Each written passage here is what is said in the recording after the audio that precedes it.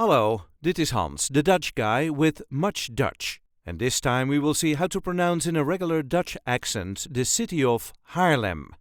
This is the way us Dutchies say Haarlem. Haarlem. So there is a very light emphasis on the first syllable. Haarlem. Haar-lem. All the letters will be pronounced. No rolling R is needed. If you're having trouble with it, you can leave that rolling R out and just say Haarlem. I am taking the train to Haarlem.